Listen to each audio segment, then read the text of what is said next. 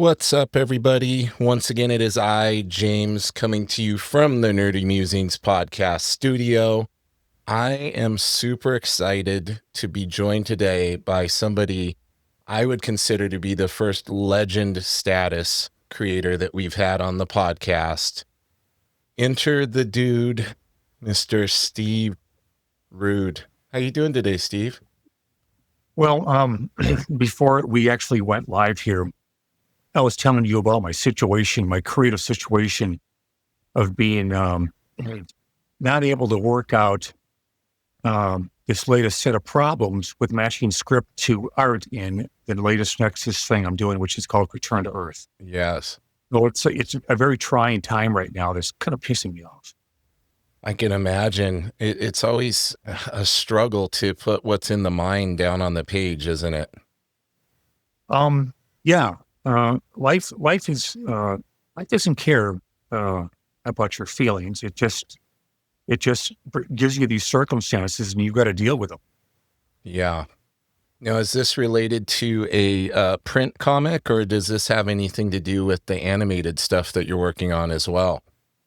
Well, the animated work, James, always ties into it somehow. That's probably why I'm always in a stir about this kind of stuff, because I've been working on giving the world this gift of a Nexus animated cartoon show for so long that I wonder about the sanity of the Earth itself. Yeah.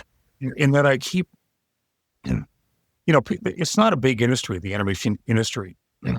And based on that, and the fact that this thing is, that everyone within the industry should have been aware of this by now, just by seeing the pilot alone on YouTube, is kind of a mystery to me.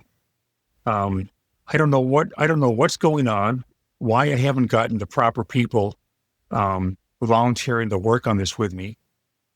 But I think in the end of all this, if I ever get the show, I'm gonna have to relearn a lesson that I've learned hundreds of times, and that is literally that if you don't do it yourself, if you're not completely in charge from the beginning, you'll never get what you want. Yeah. And that's part of what I'm trying to do here is overhaul the industry situations where creative people are never in charge of their own character. Yeah, this is true.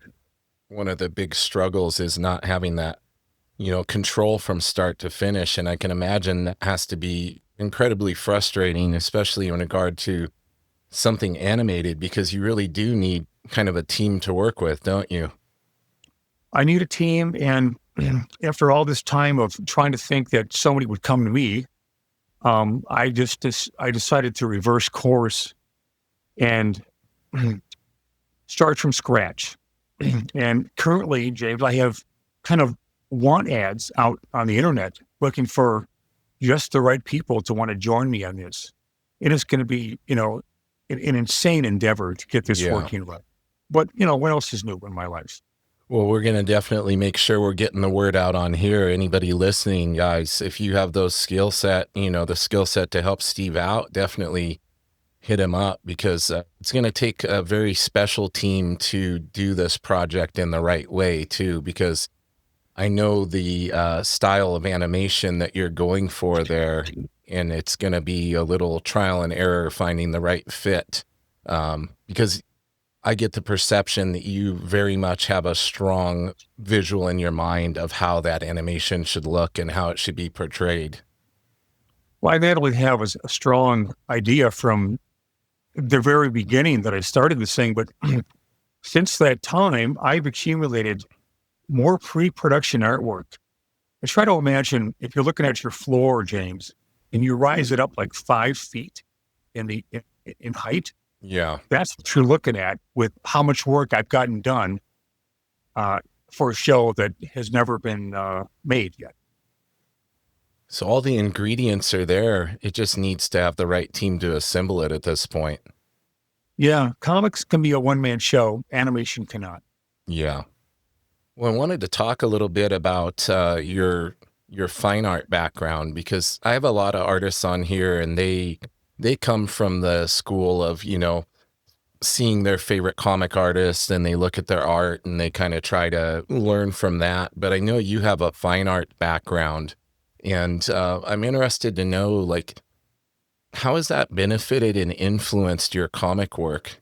Because I have a feeling that having that deep understanding of the human figure, and I know you're somebody that continues even to this day to hone your craft and do figure drawing and draw from reference and things. Would you say that that fine arts background has been a great asset in your career in comics? Well, to be specific, my background has always been wanting to be an illustrator. Because to me, anyone who can claim to be an illustrator should have every imaginable skill that an artist should have to work with any medium and rise to any challenge. Yeah. And that was always the way the way I am. As far as continuing to push my abilities, that's just my nature. You know, it hasn't changed since I was 18 and had to decide what I was going to do with the rest of my life. I began back then by just taking works of art that I really liked and tried to copy them. And eventually that expanded into wanting to learn how to paint, which all illustrators do with any medium, oil, acrylic, watercolor, and to make it good enough so it's worthy of the people that kind of pointed the way for me. And those people are all the illustrators that came from the mid 1900s. Yeah. Those are my heroes. Well, that's definitely guided your work. And I've seen I've seen a lot of artists, young artists coming up struggle with wanting to use reference. It almost seems like young artists coming up think that using reference is a bad thing or learning from reference. Why do you think that is? Do you think having a background in your formal training kind of showed you the necessity of reference, whereas people coming up now, there's like this misconception that using reference is copying versus learning from it? Well, I'm as in the dark about these misconceptions as you are, James.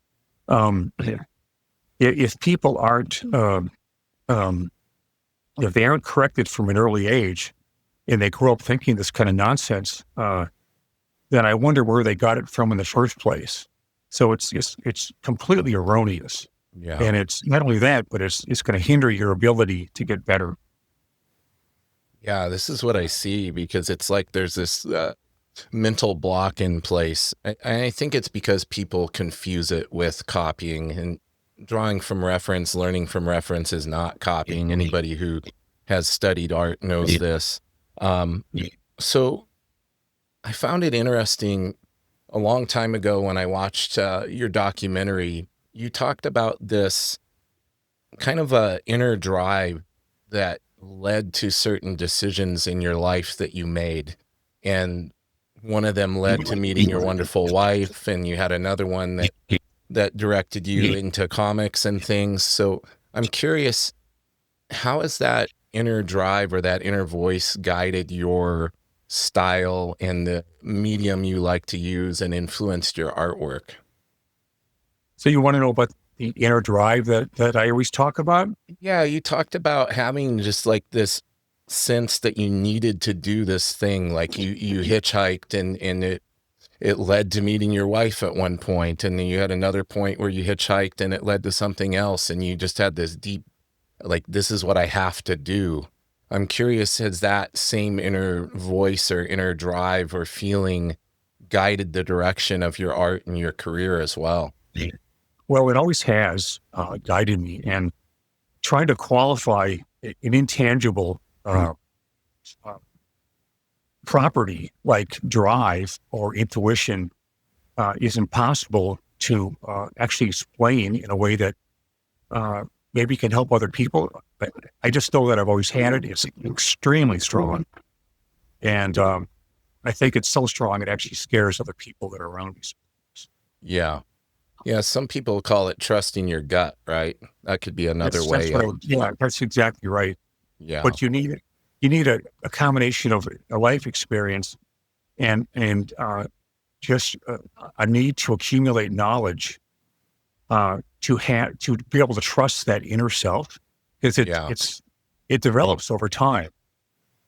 Yeah, it really does. Well, it's no secret we both love Jack Kirby. I mean, I'm wearing my Kirby shirt. I've heard you talk about Jack many times. You're the first guest I've ever had on that actually won a Jack Kirby Award. That had to be pretty dang cool. Well, it was, and yet at the same time, it wasn't like some kind of a big shock to my life.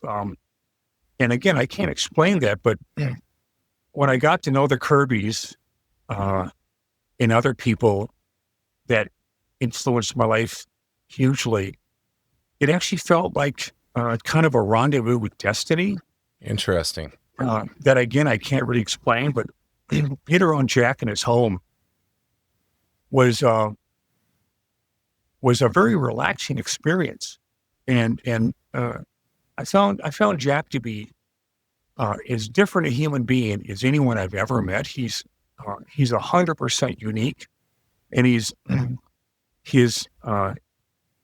inert kindness and his lack of pretension is like nothing I've ever seen before. He's just a totally real guy. Yeah. That just shoots from the hip and does what he needs to do and believes in himself. And it was just a fantastic experience every time I was around him.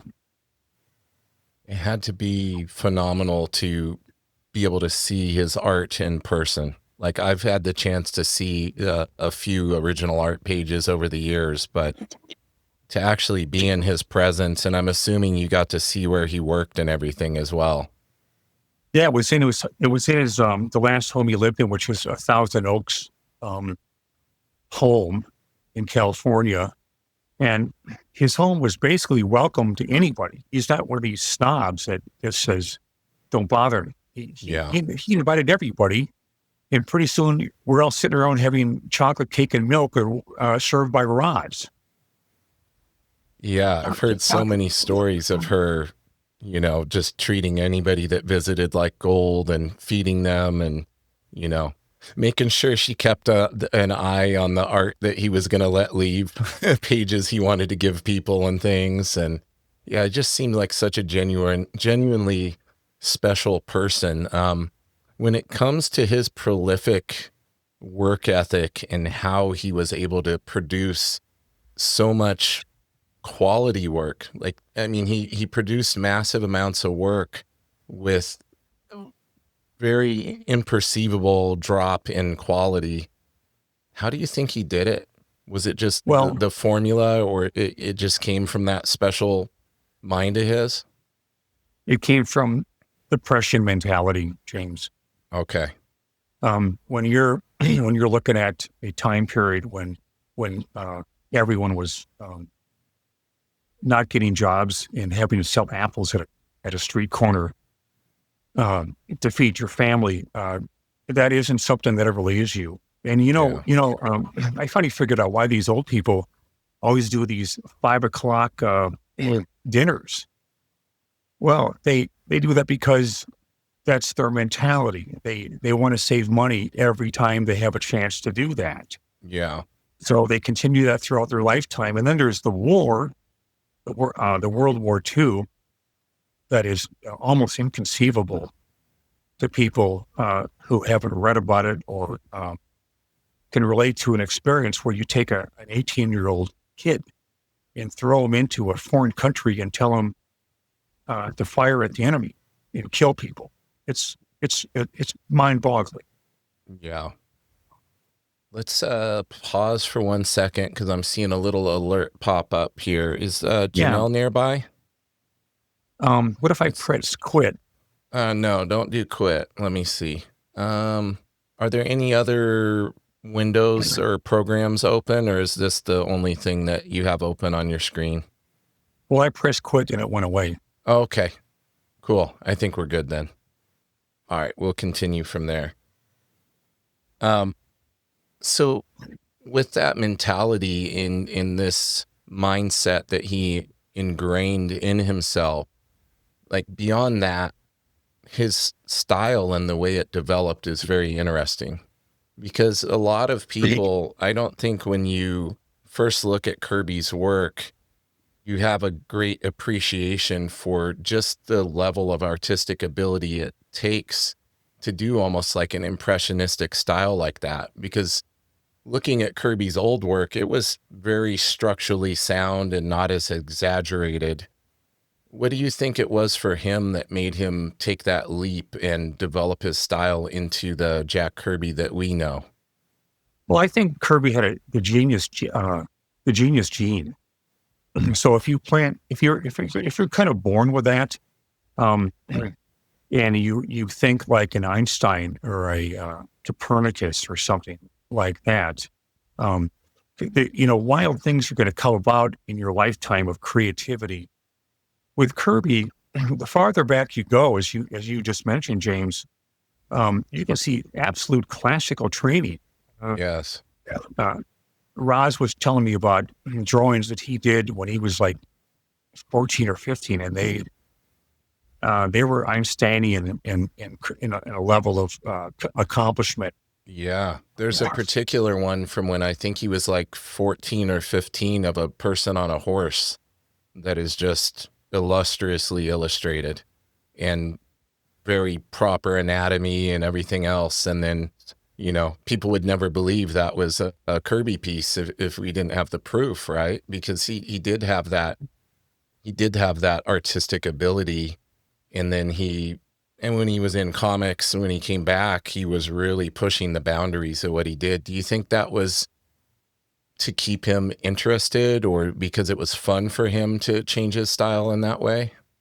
I think it was both, and I think an evolving style is just a matter of evolution. Kirby had the ability to work, to turn out a lot of work, as we all know, from the very beginning. And people would talk about the way he drew. That in itself is a fascination to me, endless fascination, because most people don't draw like that. They don't start in a corner or start at the bottom of a shoe and develop a perfectly proportioned figure from there. So that's another part of the genius gene that Kirby had. And if you're going to admire anyone, praying aloud, admire a genius so you can at least hope to get halfway as good as they are. Absolutely. Did you get to watch him create? Did you get to watch him draw? The last time I was at his house, I asked him to draw something for me. He threatened to beat me up.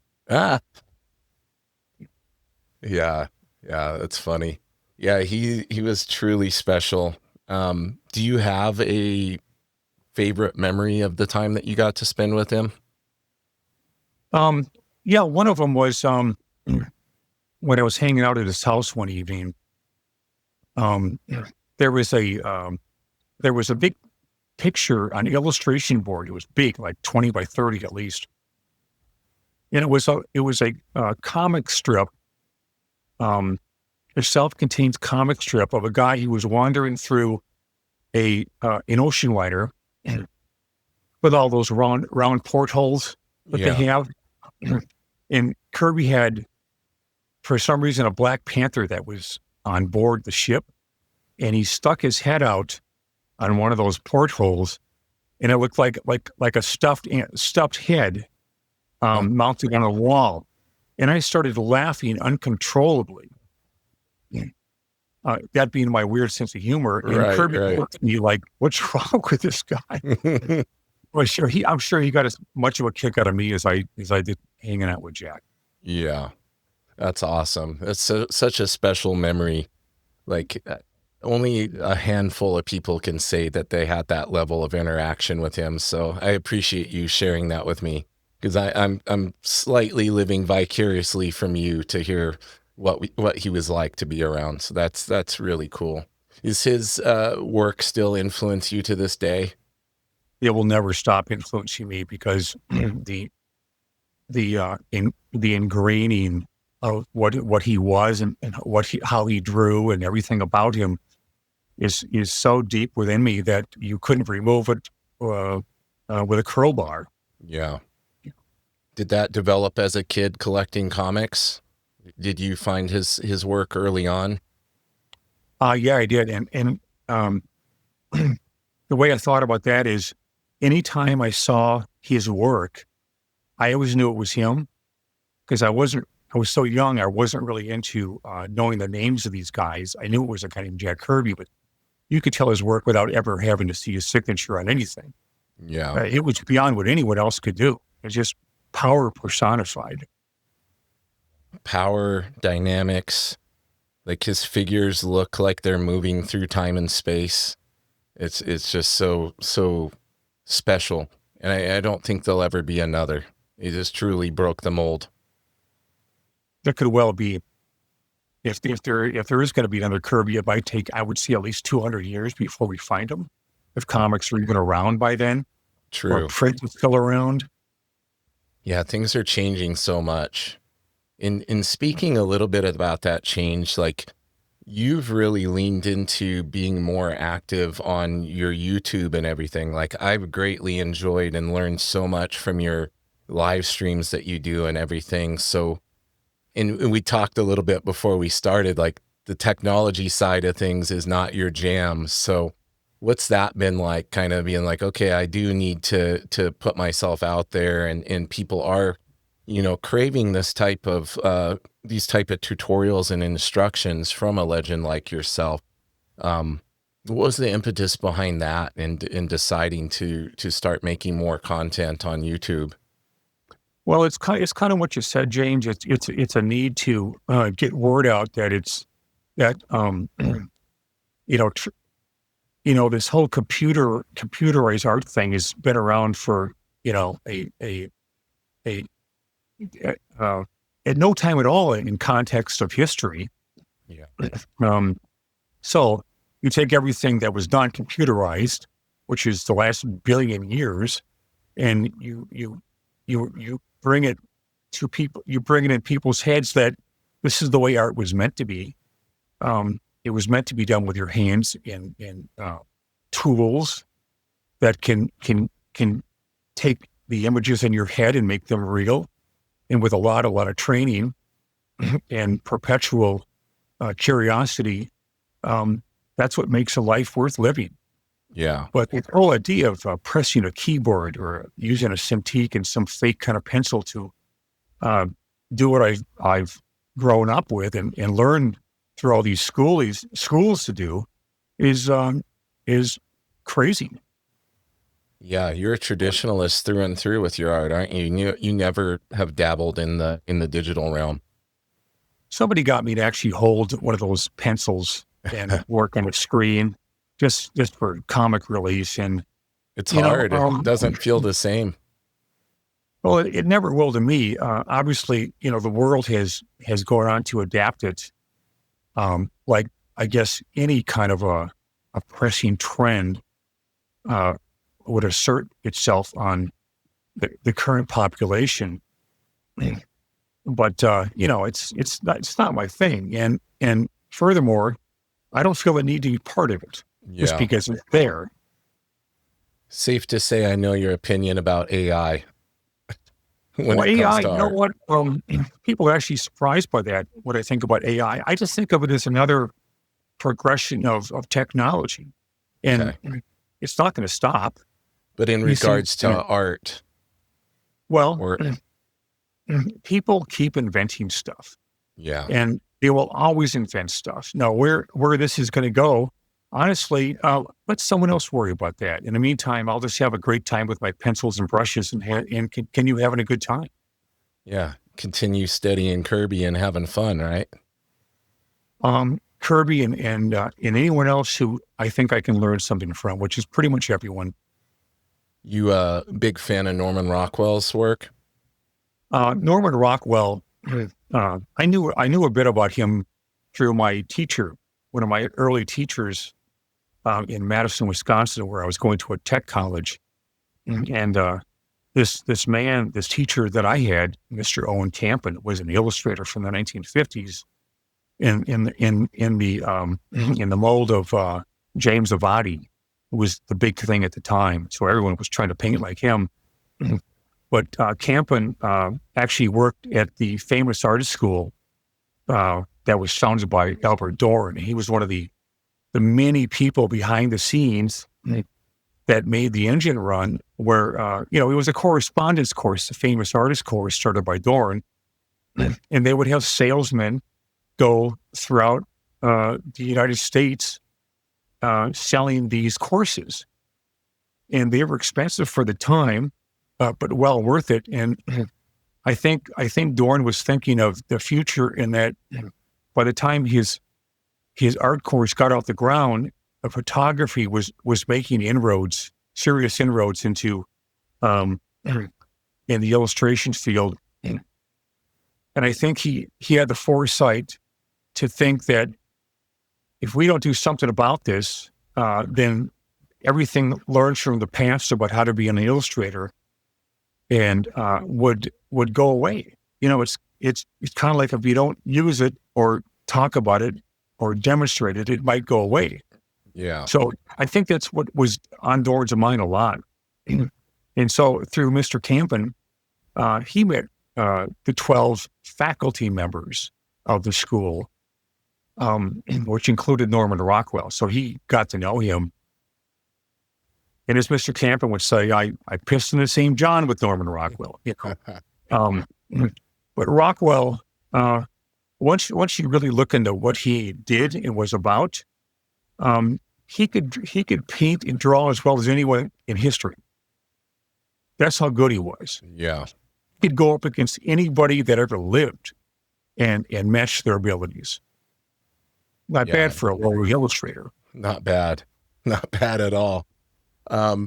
So along the lines of utilizing some of these modern technologies, you've also been having a lot of good success on Kickstarter and in crowdfunding a lot of projects now, which I've noticed is really getting your name out there and getting more people aware about things like the Nexus animated series and through your How to Draw books. And you did that awesome How to Draw where it had a lot of Nexus stuff in there to where the character sheets and everything and all of that. So with Kickstarter, have you noticed like an uptick in the amount of representation you're getting and in the level of support that's coming up? Because it feels like each next project is getting funded quicker and quicker. What's that whole process been like for you? Well, we have Janelle to thank for that, and my daughter, Jessica.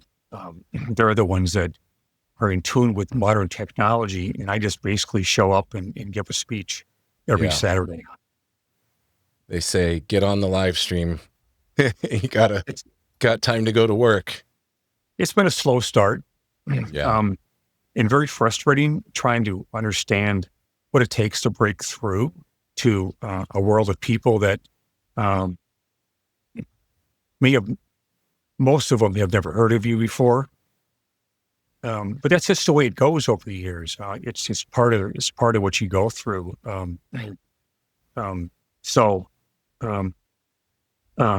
But yeah, just a very slow climb, James. Very slow. Yeah. And very necessary because there's things I want to impart and there's things I stand for very strongly. One of which is traditional artwork, and thinking behind it, and why I do it, and why it's important to keep it going. So those things are things I talk about on the live stream. And in the meantime, we're starting to gather more people contributing to what I call begging for money. All right. Really,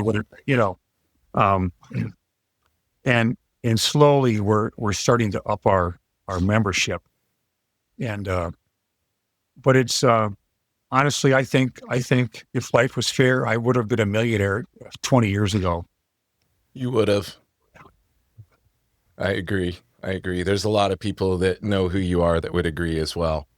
It made me think of when I was talking about the character sheets, the character model sheets. I know a lot of aspiring artists, myself included, have trouble keeping a character on model as it would be. And that's kind of a term that I learned, from animation, to where the character is the character from whatever angle you're drawing it. The face doesn't change because it's a 3/4 view. Like, a lot of artists have trouble with this. Is that simply improved through more and more practice, like understanding your proportions, understanding your landmarks on the face for each specific character, and just practicing endlessly? That's all it is. I had a feeling that was the answer. No shortcut, right? Um, if there's a shortcut, I think it would be something that would be transient, at least in your abilities. It would go away faster. Yeah. But when you have to work hard at something, it tends to stick around a lot longer than something that may have come to you in a minute. Yeah. Yeah. And I think that form and, shape in looking at animation and how each character has a specific way that they're drawn, to where any animator could go in there and work on the in-betweens and everything. Like, I think I always encourage aspiring artists to look into animation and that process for some of those fundamentals, because I really do think it does help keep you on model when you're drawing the same character. Well, it helps to have an interest in everything. I can't think of anything I'm not interested in learning. In through the Nexus cartoon show, I've gone from, those model sheets, understanding those and working hard to make those representative of something that I want. It's also extremely hard to work a realistic style for a lot of animators. Yeah. I've tested a lot of them, and even some of the very best of the best have a hard time rendering a realistic figure and face. But to me, that was always my goal to begin with. So I've worked my whole life to learn how to do that, hopefully a little better and easier with every day of study, which I love to do. I just love to study. That's just kind of my way of acting. I see something I'm interested in and I copy it, and I perpetually keep copying. And through that, I think I've come up with, the so-called Steve Root style. Yeah. What can you tell us about this new Nexus project that's been giving you fits? Yeah, gladly. I kind of came to the conclusion that it's good to have a couple crises in life to wake you up and totally stop you from ever being complacent. Yeah. So I've kind of learned to embrace them. Like, here comes a crisis. Okay, well, what did you expect, Rude? But lately, I've gone from penciling very tight and working everything out ahead of time to not wanting to do that. And I don't really know why, but I just know it's a strong urging inside of me that, what do I do with it? Do I ignore it? Do I go back to what I was doing and feel and not feel right about doing that anymore? So it's just another life challenge that at the time we're going through it is an impossible. It's impossible to understand how you're going to get through it. But you do if you want it. If you want to get through it bad enough, and I have to get through it because I don't want life to be painful. With penciling loosely, so I'm assuming that you are doing a lot of the drawing in the inking stage at that point, right? Well, I seem to want to go to a certain point, James, of detail in rendering, and then I just want to get into the inks. And this is not the way I've drawn a comic ever before. Traditionally you pencil it and then you ink it, or in this case you pencil it, you letter it, and then you ink it in a proper way. But I don't know what's going. I honestly just don't know what's going on right now with me. But I know what's inside of me, and I know it's contradicts everything I used to work with. Yeah, and it's proven to be everything you expect it to be: hard, worrisome, but ultimately just a huge challenge. But you're listening to that. You're listening to that inner voice again. Yeah, it's pretty. That's driving you to do this. So you need to do it. It's driving me crazy. That's how I would say. Yeah. Yeah. Are you writing this one as well? You came up with the story. You're illustrating it, and it sounds like you're traditionally lettering it as well. Yeah, I actually love hand lettering things. To me that's fun, and it's also a huge challenge. And the fact that nobody's doing it anymore makes me want to support it even more. Yeah, every guy that's still hand lettering. Yeah, that's unheard of. Yeah, and this is a phenomenon that people need to take note of. It's the changes in life. So we went from doing everything one way for 100 years in comic strips and comic books, and suddenly these machines come along, and we don't have to hand letter, and we don't have to letter them on the page, so the artist knows what's going on from the script as much as they used to. So the thing is, when you're confronted by these things, you have to decide ultimately what you're going to do about it. And most people just say, well, that's the way it is. I guess I'm going to have to type out my balloon dialogue on a machine and paste it in. Well, I don't follow what others people do anyway. So, true to my nature, I like the idea of staying on course of what I know is going to be most rewarding for me, and just to keep doing it. And I kind of relate it to music, and like say, when all the changes happen all the time to every field, like say the music field, Paul McCartney goes from being a Beatle to, having great success in the mid '70s. And then all these musical changes come in, the technical changes and the trends of what is popular.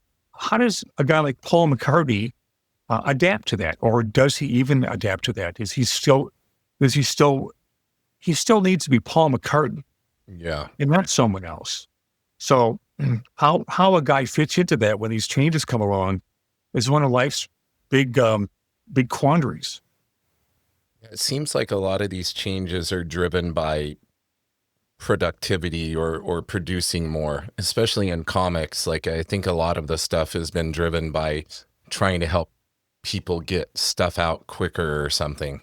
It's like little shortcuts, right? Like the pasting word balloons on and doing it all digitally and typing the text in the word balloons and putting it on, in post-production or whatever. So it's really refreshing to see somebody like yourself who's saying, no, I'm going to do it all myself, and I'm going to do it the old way and keep that authenticity about myself.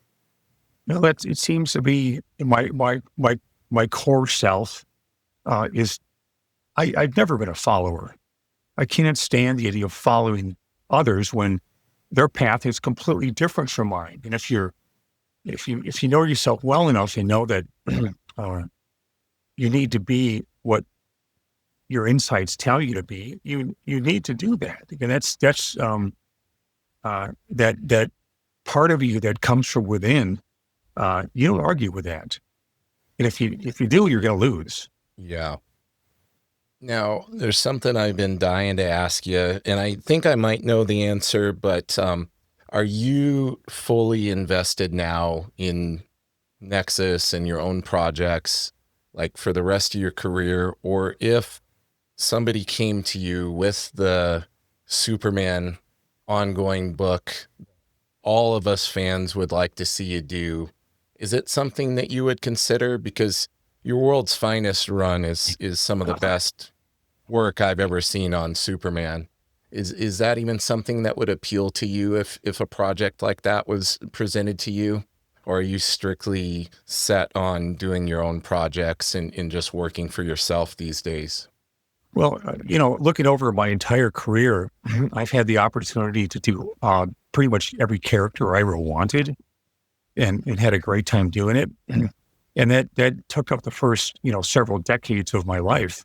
But the business of comics itself has been going downhill for so long, and the rates are poor, and there's all this what I call politically correct content going on, which I don't believe in, because that's a trend thing. It's not a truth of any kind. It's a transitory idea that's going to change with the wind in the next 5 years. So I don't follow that kind of garbage.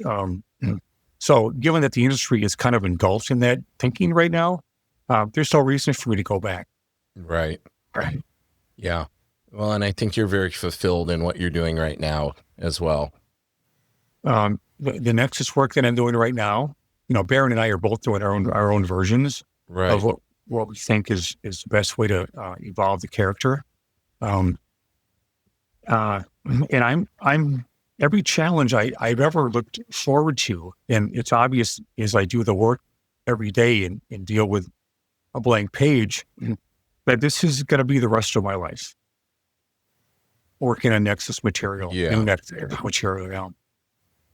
Well, as we get close to the end here, I wanted to give you an opportunity to let everybody know what they need to be looking out for here in the coming months, because I know you're pretty active with your Kickstarters. There's usually one running, and we want to make sure that we drive as many people there as possible. So what do you have in the works right now that people should be on the lookout for and be ready to back?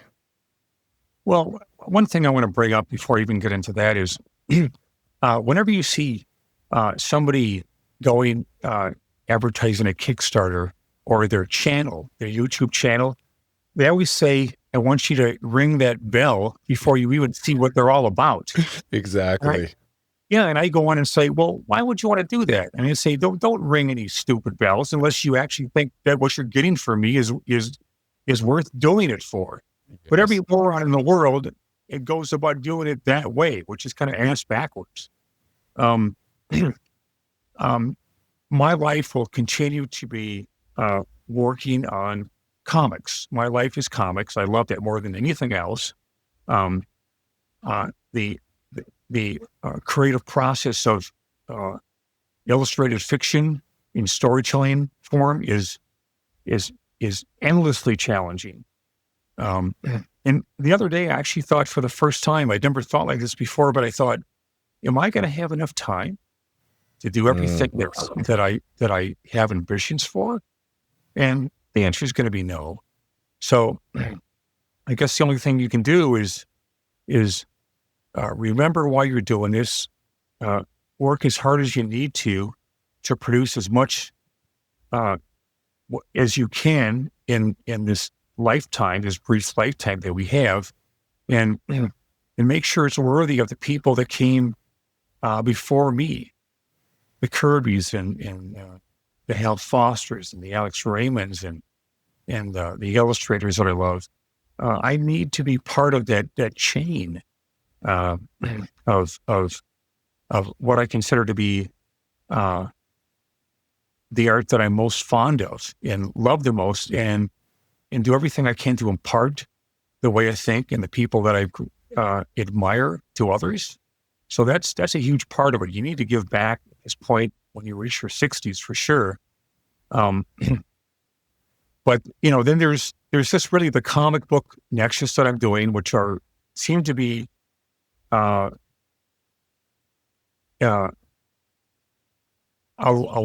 big stories, like at least 100 pages. Oh, wow. So there's that going. I think they're always going to be 100 pages or more. So there's that. So that's going to take up the time that all lives are made up of. And then if I ever get a proper offer or meet the right people to do the show with me, that's going to be full-time. And I'm constantly writing about it and writing my thoughts down at this point in my life. I've got, in my sketchbooks, I've got probably as many written notes to myself about what I want and what I'm worried about and what I struggle through and everything. Just a bunch of honest feedback to myself. as much as there are drawings in the sketchbook. So for whatever reason, that's kind of the format of what I'm involved in right now, writing my thoughts and then drawing my studies to keep myself knowing what I know, because I find that if you don't constantly reinforce what you've learned, it shouldn't be like this if life was fair, but you'll get worse in time if you don't constantly keep up that study part of your life. Right. That you need to constantly reinforce what you've learned so you don't get worse. Yeah. And especially with art, because it's such a degrading skill set, right? Like you have to constantly be working on it. You can take a break, and somebody like yourself who's been doing it for so long can get right back to it and not have slipped back too many steps. But somebody like me, if I don't draw every day and I take a week off and I get back to the page, I'm noticing it's way harder than it was a week ago. Yeah, well, we're no different, James. That's exactly how I look at it too. And that's something that I think is good to talk about on the live streams. What I try to talk about on these live streams are the things that no one else ever talks about. Basically it's honest content, where I don't hide things. I don't shortchange people. I don't sugarcoat it. And I talk the way I only know how to talk, period, which is reveal, don't conceal. It's kind of how I say it. Yeah. Because nobody benefits from when you conceal something or pretend you're better than what you are. Frazetta never uses a reference, or you can do everything out of his head in 5 minutes. That's the kind of stuff I wanted to dispel. It's just a bunch of nonsense. Right. Yeah. That's the perception, though, isn't that people have? Yeah, and I want to get rid of that stuff. It's not real life, and all it does is just make people feel even worse about the time they have to put into the work to be good at something. Yeah.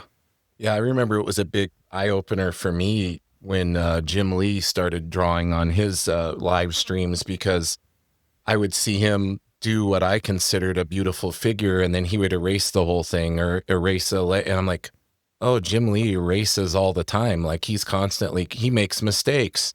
And it was so relatable because we have this perception of only seeing the finished work.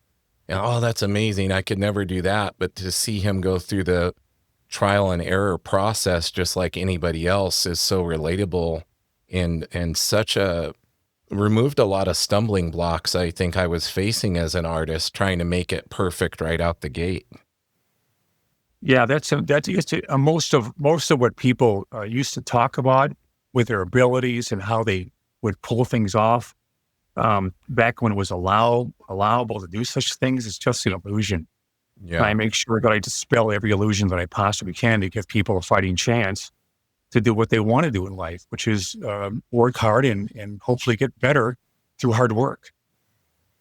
Well, I know you're not one for too much self-promotion and ringing the bell, but I want to encourage everybody to support your YouTube, because it's an amazing resource for any aspiring artists. I'm going to just say artists, not even comic artists, because that's really what you're teaching, is how to be an illustrator, how to be an artist.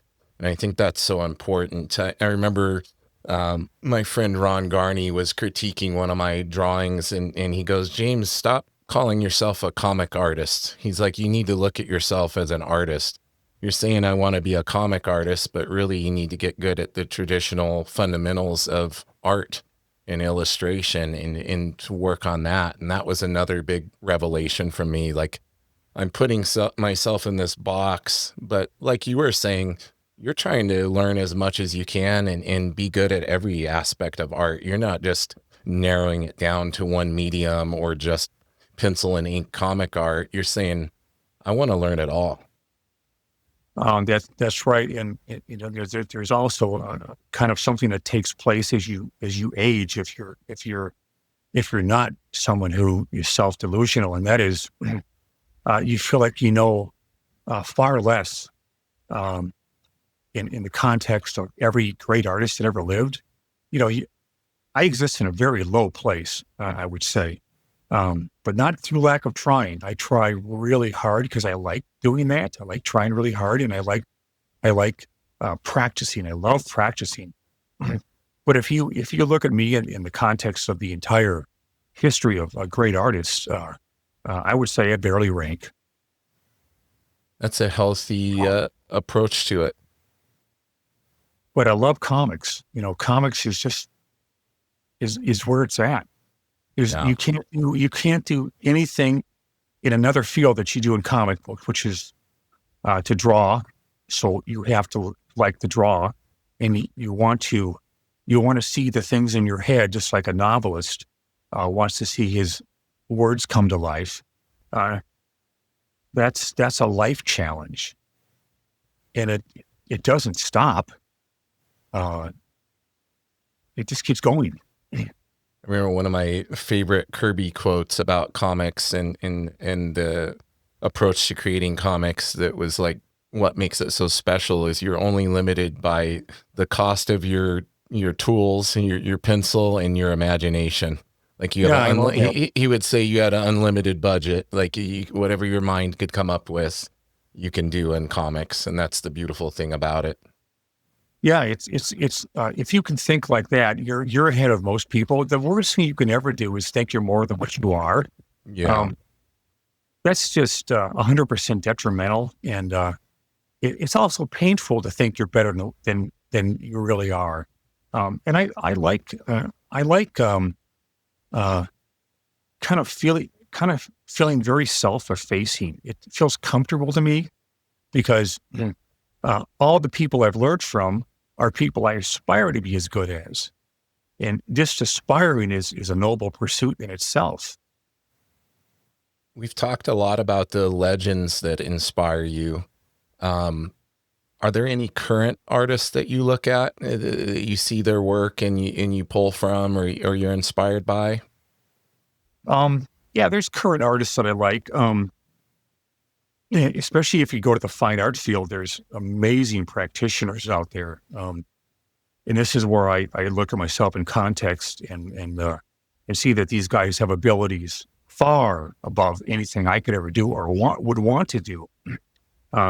What I want to do is be as good as the people that I bring up in interviews, like in comics, it would be, the ones I keep bringing up, Hal Foster and Jack Kirby and Paul Gulacy from Master of Kung Fu, and but the process, the fun of the process is you seeing what other people do and trying to and using that the way you should use it as something to make your own work stronger. That's fun for me. So I'm always a student. There's no such thing as mastery. Yeah. And to pretend there is how dummies think. Yeah, I know this from martial arts training, many years of martial arts training. And it's like you get to the point where you're smart enough to know how much you don't actually know in the grand scheme of things. And I think that applies to art as well. Well, Bruce Lee talked about, I don't know if he said this or it's something that I've made up on my own. I think it's something I've kind of made up on my own, but I think of knowledge in 3 steps. And it goes back to when you were trying to ride a bike. And the first stage is falling off the bike. Right. You can't even imagine how you could stay on these skinny 2 wheels and go forward from there. And the second stage is not falling off the bike and getting really good at riding the bike. And the third stage is forgetting you're even riding the bike. And I think that's kind of where I'm at right now, because if I try to explain things in normal terms, like the way other people are better at than I am, I have to come back to earth and regress my thinking. And I'm getting better at doing that because it's important for me to, when I'm talking to people on the website or the YouTube thing, you have to come down to earth and give them very specific and understandable terms that they can use when the live stream is off the air. They have to go back to their drawing board, and if they're not taking something with them that you imparted, then you're not doing a very good job of imparting stuff. Very well said. As we come here to the end, is there anything else that you would like to promote or make everybody aware of? To promote? No. Okay. It's like you said, James, I'm not a big promoter. I wish someone else would just take care of that. And I think most artists feel the same way. They want someone else to do their books and to do the promo. We just want to do the damn work. I think